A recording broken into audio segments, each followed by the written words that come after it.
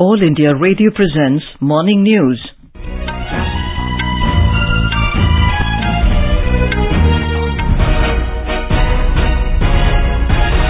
Good morning. I'm Anuja Kumar and with me is Prashant Kumar Sinha. The headlines. Prime Minister Narendra Modi to participate in celebrations of 400th Prakash Purab of Sri Guru Tegh Bahadur Ji at Red Fort in New Delhi this evening. Prime Minister to confer Award for Excellence in Public Administration 2021 on Civil Services Day today. British Prime Minister Boris Johnson arrives in Ahmedabad on a two-day visit to India. National Apprenticeship Mela 2022 to be organized at more than 700 locations across the country today. Employees Provident Fund Organization adds 14.12 lakh net subscribers in February this year. Delhi Disaster Management Authority makes wearing of masks mandatory at public places in the national capital. India's Harpreet Singh and Sachin Sehrawat bag bronze medals at Asian Wrestling Championships in Ulaanbaatar, Mongolia. West Indies all-rounder Kieron Pollard announces retirement from international cricket, and in IPL, Delhi Capitals beat Punjab Kings by 9 wickets in Mumbai. Prime Minister Narendra Modi will participate in the celebrations of the 400th Prakash Purab of Sri Guru Tegh Bahadur Ji at Red Fort in New Delhi this evening. Mr. Modi will address the gathering and also release a commemorative coin and postage stamp on the occasion. The program is being organized by the Government of India in collaboration with the Delhi Sikh Gurudwara Management Committee. More from our correspondent. During the event, Ragis and children from different parts of the country will participate in Shabad Kirtan. A grand light and sound show depicting the life of Guru Tegh Bahadur is also being held. Apart from this, the traditional martial art of Sikhs, Gatka, is being organized. The program is focused on highlighting the teachings of 9th Sikh Guru, Guru Tegh Bahadur, who sacrificed his life to protect religion and human values, ideals and principles in world history. He was executed for supporting the religious freedom of Kashmiri Pandits on the orders of Mughal ruler Aurangzeb. His death anniversary is commemorated as Shahidi Divas every year on 24th November. His legacy serves as a great unifying force for the nation. With Anand Kumar, Suparna Saikia, AIR News, Delhi. The two-day grand event to mark the 400th Prakash Guru Purab of Guru Tegh Bahadur Ji started in the Red Fort premises yesterday. Tegh Bahadur Simriye, Tegh Bahadur Simriye, Tegh Bahadur Simriye, Tegh Bahadur Simriye. Karnon diyave taye, sab thai hoye sahaye, sab thai hoye sahaye. Union Home Minister Amit Shah inaugurated the event. In his address at the event, Mr. Shah said that every person in the nation has a great regard for Guru Tegh Bahadur and know about his sacrifice. उनको हिंद की चादर का नाम से आज भी 400 साल के बाद भी न केवल भारत, पूरी दुनिया सम्मान, श्रद्धा और भक्ति के साथ उनके कार्यों को, जीवन को और उनके संदेश को नमन करता है। और नरेंद्र मोदी जी ने भारत के सांस्कृतिक मंत्रालय के माध्यम से इस प्रकाश पर्व को बहुत मन और भक्ति भाव के साथ मनाकर न केवल भारत, पूरी दुनिया के अंदर महान सिख गुरुओं के संदेश को, उनके भक्ति के संदेश को, उनके वीरता के संदेश को, बलिदान और समानता के संदेश को पूरी दुनिया के सामने उजागर करने का काम किया। Prime Minister Narendra Modi will confer Award for Excellence in Public Administration 2021 on Civil Services Day today. The awards has been instituted with a view to recognize the extraordinary and innovative work done by districts and organizations of the central and state governments for the welfare of the people. 10 awards for 5 identified priority programs will be given this year, while 6 awards will be given to organizations of central and state government and districts for innovations. Inaugurating the two-day event to mark the Civil Services Day in New Delhi yesterday, Science and Technology Minister Dr. Jitendra Singh said Earlier, the PM Award for Excellence in Public Administration was based on individual profile of the officer, but now it is based on the flagship program performance of the individual district. We were the first to go inline nearly 6 years ago because we realized that we had to remain connected to Shillong where we had the NEC headquarters. Similarly, this is a government which would take pride in having said that we did away with many rules. 1,500 rules we have done away. Within weeks after taking over in 2014, we did away with that gazetted attestation. Similarly, aspirational district. It's a trendsetter, something unique which might not have been tried in government sector across the world. British Prime Minister Boris Johnson has arrived in Ahmedabad on a 2-day visit to India. He will visit the Gandhi Ashram and later go to Gujarat Biotechnology University and Akshardham Temple in Gandhinagar. Prime Minister Johnson will also visit a plant of JCB company at Halol near Vadodara. He will leave for Delhi in the evening.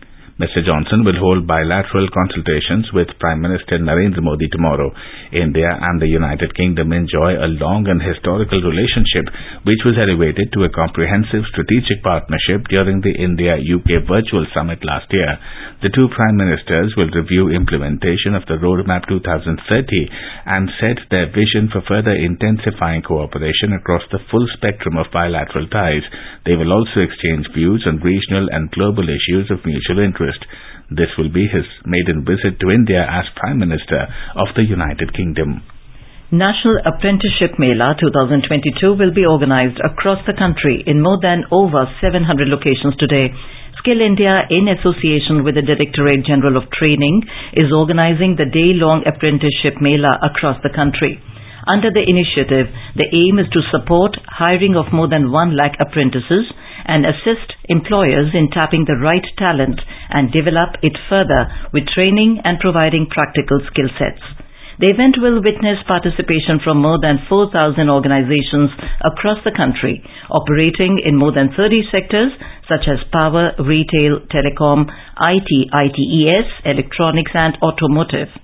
In addition, the aspiring youth will have the opportunity to engage and select from more than 500 trades, including welder, electrician, housekeeper, beautician and mechanic.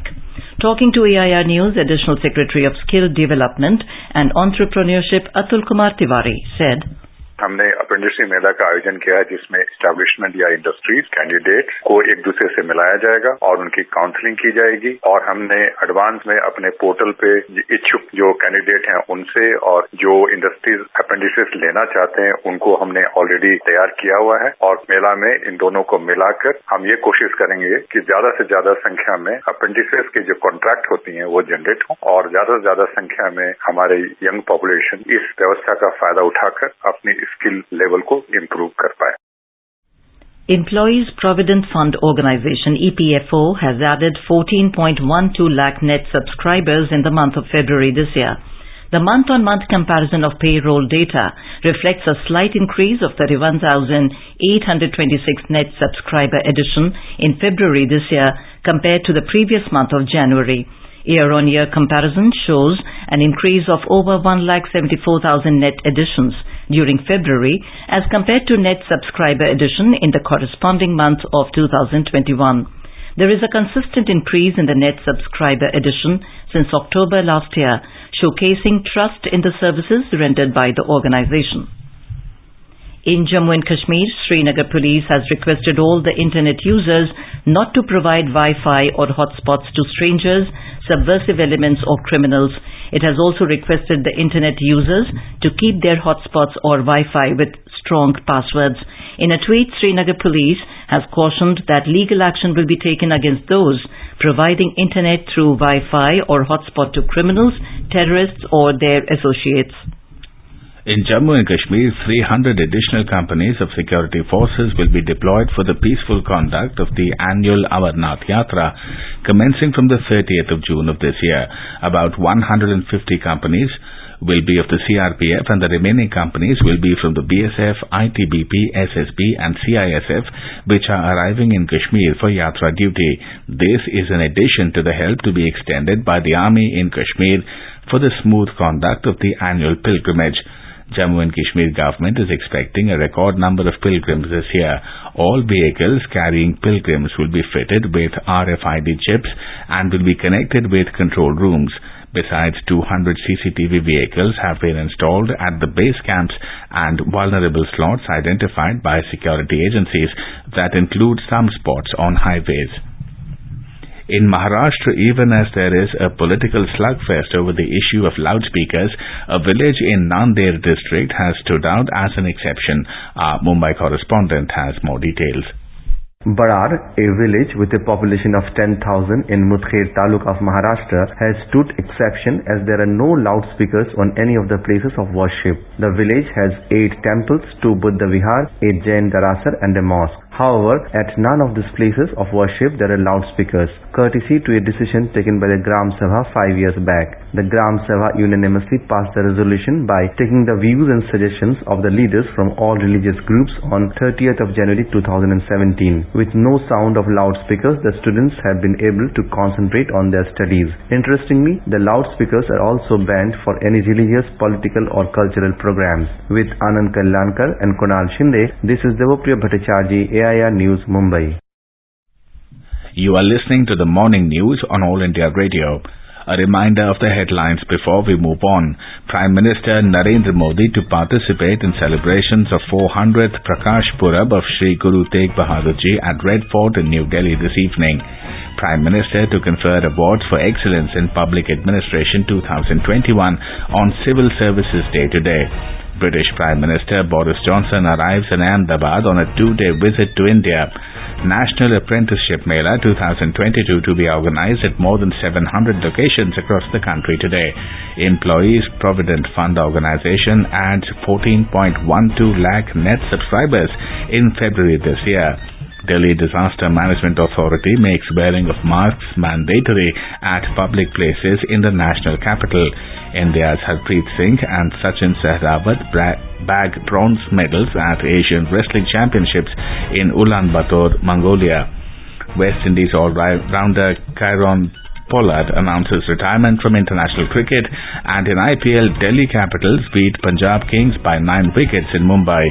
For quick news updates round the clock, follow us on our Twitter handle at AIR News Alerts. Competition की अगर आप कर रहे हैं तैयारी, तो उनके लिए ऑल इंडिया रेडियो पर हम लाए हैं अभ्यास, एक ऐसा कार्यक्रम जिसमें आप पूछेंगे सवाल व्हाट्सएप नंबर 9289094044 पर, या फिर ईमेल करेंगे abhyas.airnews@gmail.com पर, और हमारे विशेषज्ञ देंगे इसका जवाब। आपका अभ्यास हमारा प्रयास। अपने बिजनेस को बढ़ाने के लिए लीजिए आकाशवाणी का सहयोग और दीजिए उसे बुलंदियों के पंख। आपका बिजनेस लोकल है या राष्ट्रीय, आकाशवाणी देती है उपभोक्ताओं तक पहुंचने का हर विकल्प। और अब तो आप घर, दफ्तर या दुकान पर बैठे बैठे कर सकते हैं आकाशवाणी के किसी भी केंद्र के लिए विज्ञापनों की बुकिंग। आकाशवाणी के विभिन्न चैनलों पर विज्ञापन देना सुलभ और सस्ता। बुकिंग है तो संपर्क करें 8700014242 पर 8700014242। Welcome back to the morning news on All India Radio. In view of the rise in COVID-19 cases in the national capital, Delhi Disaster Management Authority DDMA has made wearing of masks mandatory. The DDMA has decided that a fine of 500 rupees will be imposed for not wearing of masks at public places. The decision was taken at a meeting chaired by Delhi Lieutenant Governor Anil Baijal. During the meeting, it was emphasized that in consultation with experts, SOPs for prevention and management of COVID-19 should be laid down for schools, and their strict enforcement by school management should be ensured. Besides, in the larger interest of students, in case of non-compliance or violation of SOPs, penalty as deemed appropriate should be imposed for creating a deterrent effect. Delhi LG has advised all the agencies to remain vigilant and work in coordination to tackle the situation as it emerges. India's COVID vaccination coverage has crossed 187 crore mark. Health and Family Welfare Ministry said that more than 13,69,000 vaccine doses were administered yesterday. The ministry said more than 2 crore 65 lakh vaccine doses were administered to 12 to 14 years age group So far, over 2,59 lakh precaution doses have been administered to the identified categories of beneficiaries, including healthcare workers, frontline workers, and people above 18 years of age. Commerce and Industry Minister Piyush Goyal said that India has the potential to achieve $1 trillion services and merchandise exports each by 2030. Addressing the Civil Services Day 2022 program in New Delhi yesterday, he stressed upon the need to make exports the fulcrum of India's growth, conveying his congratulations and best wishes to civil services officers across the country. Mr. Goyal said that it was indeed an occasion for the civil servants to renew their dedication to the cause of the nation and to reiterate their commitment to public service. Dwelling on the history of the Indian civil services, the minister said that during the pre-independence era, the approach of service largely remained pro-British due to compulsions of being under foreign rule. And now let's listen to our special program Azadi Ka Safar, highlighting the importance of the day during the freedom struggle. Azadi Ka Amrit Mahotsav.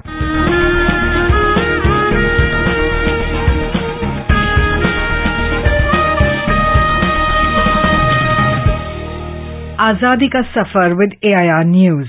Birth of a Nation. India's glorious freedom struggle is one of the greatest struggles the modern world has ever witnessed. AIR News brings you a glimpse of the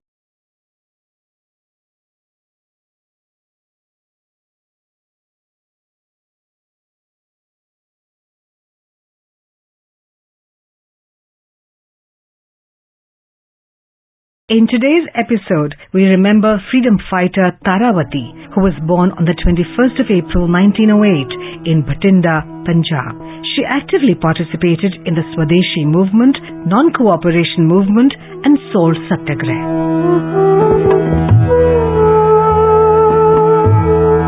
Tarawati's father Murari Lal was deeply influenced by Arya Samaj. He ensured the education of Tarawati and sent her to Lahore for school education. Even after her marriage, she remained committed to the cause of independence and joined the Indian National Congress along with her husband. She actively promoted the use of khadi. In 1930, she took part in a satyagrah in Muzaffarnagar against the sale of liquor. Tarawati's 3-month-old daughter was incarcerated along with her for 3 months. With Vande Mataram and Jai Hind on her lips, Tarawati spent 3 months in prison weaving khadi and following the path of Mahatma Gandhi. She was also imprisoned during the Quit India movement and sent to jail in Varanasi. Talking exclusively to All India Radio, Tarawati's son, Dr. Praveen Kumar Gupta, recalled her nationalistic zeal. A firm follower of Arya Samaj, Ammaji devoted her life to social service. She started a free vocational training school for poor girls and an old age home for senior citizens. She strongly believed in Vinoba Bhave's Bhudan movement and worked for it. Tarawati died in 2007 at her residence in Muzaffarnagar, Uttar Pradesh. AIR salutes the great daughter of India.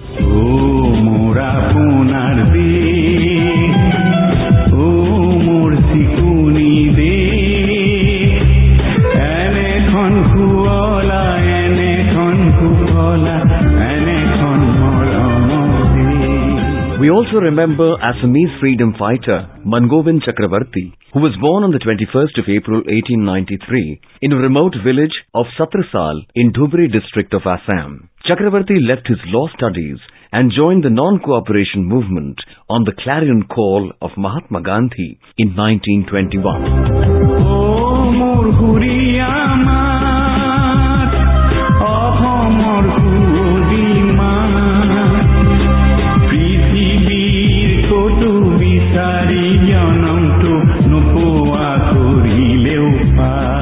Mangovind joined the freedom movement as a student activist. After completing his graduation in Calcutta in 1919, he returned to Assam and worked in his village for the upliftment of the poor and women on the issues of education and health. After joining the non-cooperation movement in 1921, Mangovind organized burning of foreign clothes in the streets of Calcutta and started wearing khadi, which he continued to do throughout his life. He was jailed many times for his active participation in the freedom movement.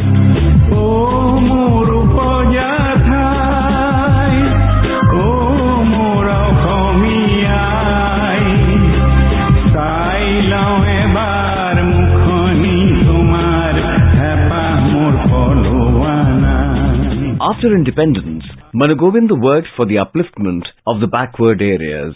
By his relentless efforts, he established 9 schools, 4 government dispensaries and 2 post offices in Dhubri district. Manu Govinda died on the 28th of April 1973 in Dhubri. The then President of India, Fakhruddin Ali Ahmed, was among the first ones who sent a telegram of condolence to the bereaved Chakravarti family. We salute the great freedom fighter. We remember freedom fighter Ganpat Rai Pandey, who took part in the First War of Indian Independence in 1857. Born on the 17th of January 1809 in Ranchi, Jharkhand, Ganpat Rai was the Diwan of the Maharaja of Chota Nagpur and took an active part in the 1857 uprising. He was captured by the British forces in March 1858. His property was confiscated and he was executed by hanging on the 21st of April 1858 in Ranchi. We salute the great martyr. That brings us to the end of this episode of Azadi Ka Safar with AIR News. See you in the next episode tomorrow.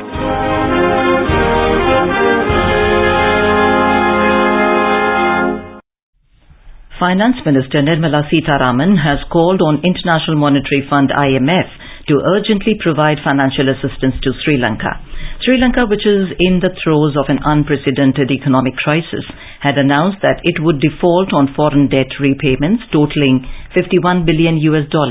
The island nation is seeking a $4 billion bailout package for this year from the IMF. The Sri Lankan economic crisis was a key part of the conversation between Ms. Sitharaman and IMF Managing Director Kristalina Georgieva in Washington, D.C. Ms. Georgieva assured the Finance Minister that the IMF would continue to actively engage with Sri Lanka.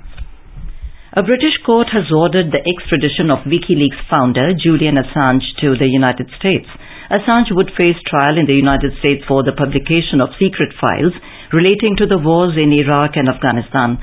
If convicted, he could face up to 175 years in prison. Meanwhile, Australian Senator and country's Finance Minister Simon Birmingham has said Australia will not challenge Assange's extradition to the United States.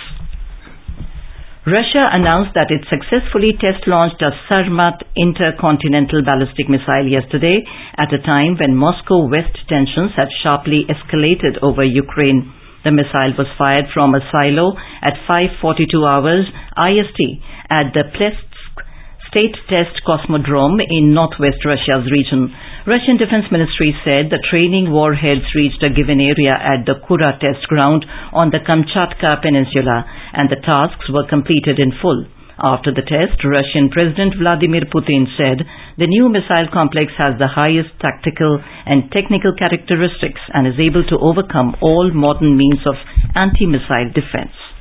Moving on to sports, in wrestling, Harpreet Singh and Sachin Sehrawat bagged the bronze each as the Indian Greco-Roman wrestlers concluded their campaign at the Asian Wrestling Championships 2022 with 5 medals in Ulaanbaatar, Mongolia yesterday.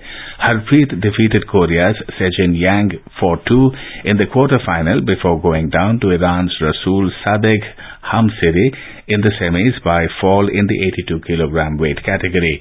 In the bronze medal match, Harpreet was declared the winner after Jafar Khan from Qatar suffered an injury.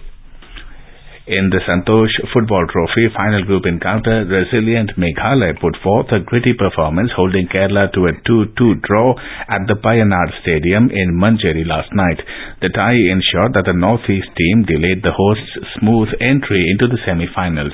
Kerala took the lead in the match through Mohammad Safnad in the 17th minute.